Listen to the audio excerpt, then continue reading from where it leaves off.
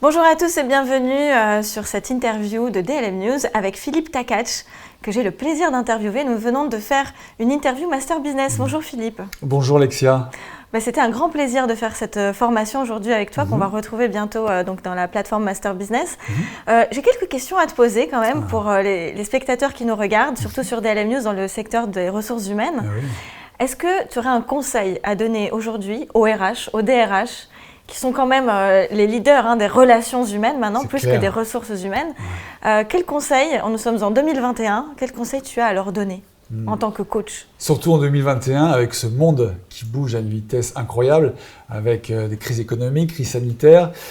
Ce qui est important aujourd'hui, c'est de reprendre en fin de compte les fondamentaux du sport de haut niveau. Et c'est vraiment ce qui fait ma quintessence.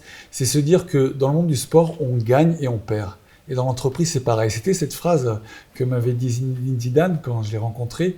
Et il nous avait partagé ce fait que la performance individuelle, elle est importante, mais elle n'est pas primordiale. Ce qui est important, c'est la performance collective et savoir apprendre, accepter de perdre pour mieux gagner. Parce que toute défaite, toute crise est précédée d'abondance.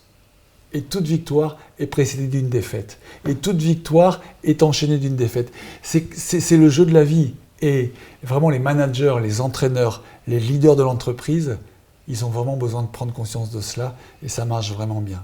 Alors, qu'est-ce que ça serait, quelles seraient les techniques à leur donner dans tout ce que tu connais, dans tes outils de super coach que tu es depuis 2008? Oui, 2008, pleine crise économique en d'ailleurs. En pleine crise, voilà. Ouais, tout à fait. Aujourd'hui, si tu devais donner des outils comme la loi de Pareto, on en parlait tout à l'heure, est-ce qu'il y aurait des choses un peu plus concrètes qu'on pourrait donner clé en main? Pour reprendre la loi de Pareto, c'est quand j'arrive le matin dans mon entreprise, c'est quel rôle je veux jouer. Est-ce que je veux impacter le monde qui m'entoure et comment vais-je pouvoir mettre moins d'énergie pour agir plus efficacement. Et je crois vraiment la réussite de tous les clients que j'accompagne dans des grands groupes internationaux, dans les grandes écoles de commerce et qui a transformé ma vie. Alors je donne un petit truc, mais passer du pourquoi au comment.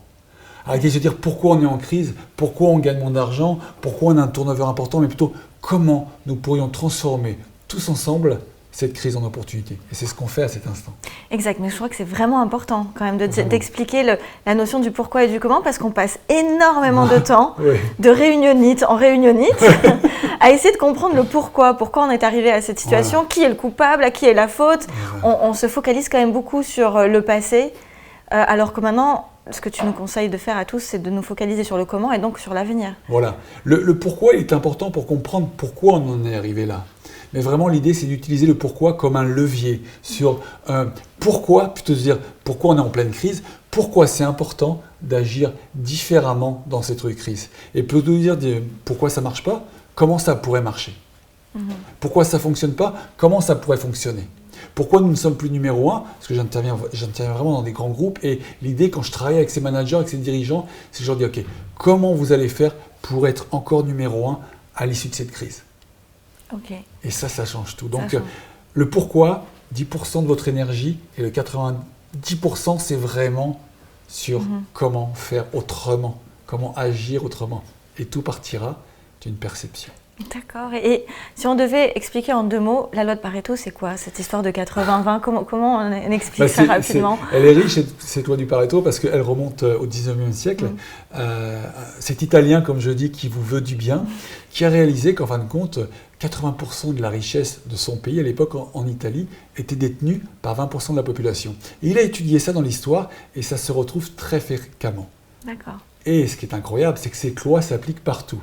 Par exemple, je suis sûr que 80% du temps que vous passez avec vos amis, eh bien, c'est 20% de vos amis avec qui vous voyez le plus. Ce que je veux dire, c'est qu'en fin de compte, regardez, comme vous êtes habillé là, comme je suis habillé, souvent quand on regarde son dressing room, c'est qu'en fin de compte, on n'utilise que 20% de ces vêtements.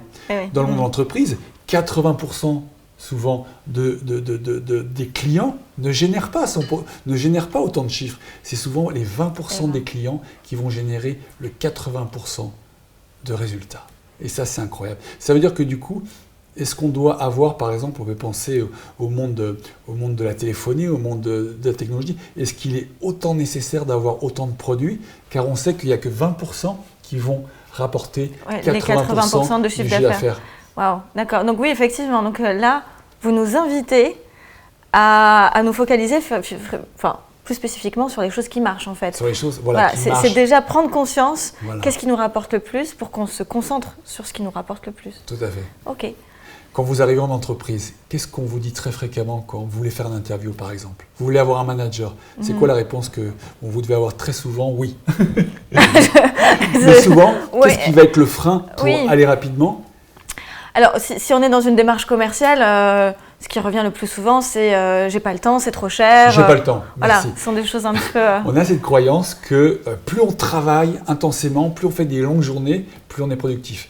La loi de Pareto, c'est identifier si sur la journée, par exemple, ce que je fais souvent, c'est dans les dernières 24 heures, vous concernant Alexia, est-ce que vous avez été productive ou occupée? Oui. Ah oui, c'est une vraie question, oui. Identifier. Productive ou occupée, oui. Donc, la différence. Ce sont des vraies questions, les dernières 24 heures. Ok, bon, je vais essayer de faire l'exercice pour ma semaine, mais je pense que c'est vrai que j'étais pas mal occupée. Voilà. Pas forcément productive. Productivité, c'est vraiment, c'est mesurable. Quels sont les résultats que j'ai obtenus par rapport à un minimum d'effort? Et pour finaliser ce point, cette loi du moindre effort, vous avez déjà entendu parler? Exact. Alors ça aussi, est-ce que c'est un mythe? Est-ce que c'est vrai? Parce que d'un côté, on nous dit la loi du moindre effort, et d'un autre côté, on nous dit il faut se donner les moyens, se battre, ne rien lâcher, il ne faut pas avoir peur de travailler de 8h jusqu'à 23h. Au final, qu'est-ce qu'on doit croire?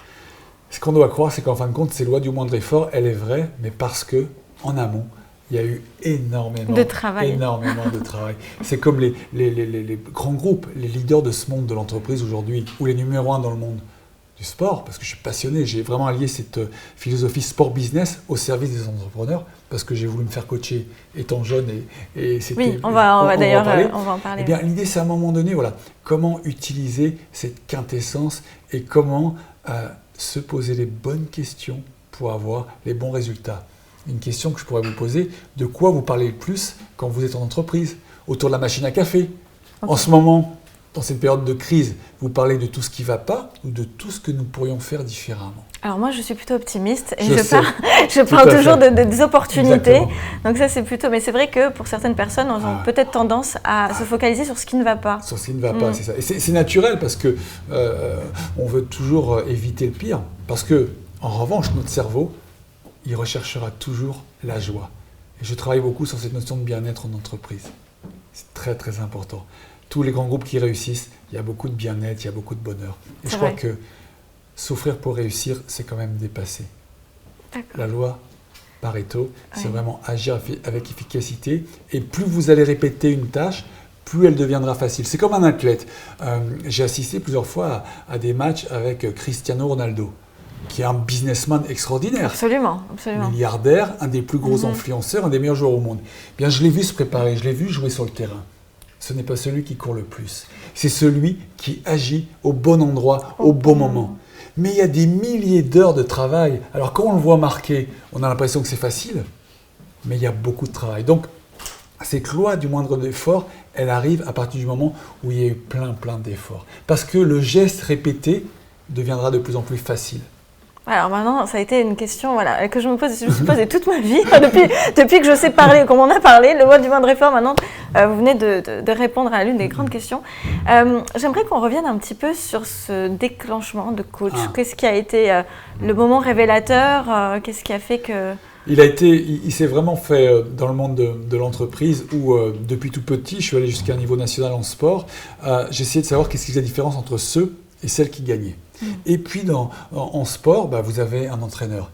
Et j'ai eu la chance d'être choyé, d'être entraîné. Ça m'a permis de gagner. Et du coup, quand je suis arrivé dans le monde de l'entreprise, moi je cherchais mon coach. Ah bah oui. Je cherchais mon entraîneur. Et je voyais des managers qui avaient une volonté extraordinaire de m'aider, de réussir, mais qui n'avaient pas le temps. Oui, et puis qui n'avaient peut-être pas forcément la posture du coach, parce qu'il faut avoir une posture quand même. Nous étions quand même en 97.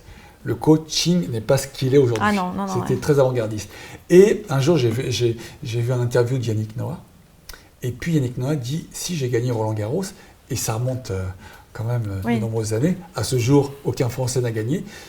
Il dit, à Paul Amar à l'époque, il dit, c'est parce que je me suis fait accompagner, coacher.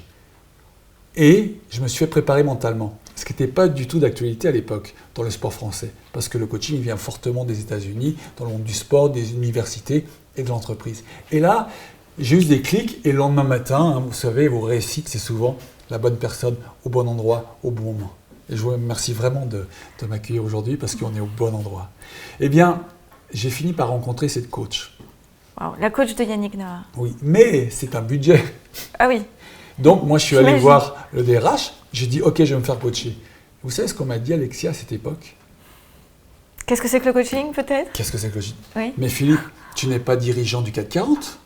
Tu n'es pas un athlète de haut niveau. J'ai fait, ah OK. Et puis, avec des techniques de reformulation, je leur ai fait dire, ce que vous me dites, c'est que je ne suis pas un athlète? Oui. Bah, très bien. Je vais financer moi-même mon coaching. Ça m'a coûté de l'argent. J'ai investi sur moi, sur mon avenir. Et là, ce jour-là, je me suis dit, je deviendrai l'entraîneur, le coach des athlètes de l'entreprise.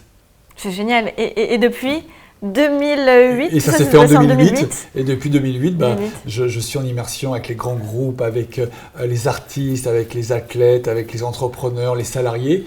Et je transmets toute cette expérience, toute cette quintessence. Et je suis ravi d'être là parce que quand vous tapez mon nom, Philippe Takach, vous me voyez très très peu sur les réseaux sociaux.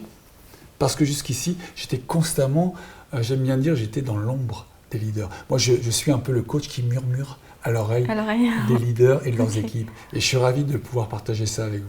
Eh bien, écoutez, merci beaucoup Philippe Takach. Merci. Et on donne rendez-vous à tous les spectateurs sur le lien de Master Business qui va diriger donc vers la formation, en tout cas vers toutes les formations. Tout à fait, oui. Mais vous pourrez bien sûr voir aussi la formation de Philippe. Okay. Et on espère continuer en fait à avoir d'autres formations à l'avenir et toujours plus intéressantes sur la partie business et life coach aussi. Hein, oui, life coach, en fait, tout à fait. De toute façon, les deux sont tellement liés. Les deux sont très liés. Notre équilibre personnel découle de notre réussite professionnelle. Et puis, je vous laisserai avec cette phrase clé. Je l'intègre, je la transmets, je la partage et je voudrais vous la partager. Je me le dis depuis des années, plus d'une décennie, ça fonctionne. Le meilleur est à venir. À nous de le choisir. Et ça ne fait que commencer. Quel que soit le contexte, quelles que soient les crises que nous traversons. Merci en tout cas pour ce Merci Philippe, excellent, merci beaucoup. Merci. Merci à tous et à très bientôt sur DLM News.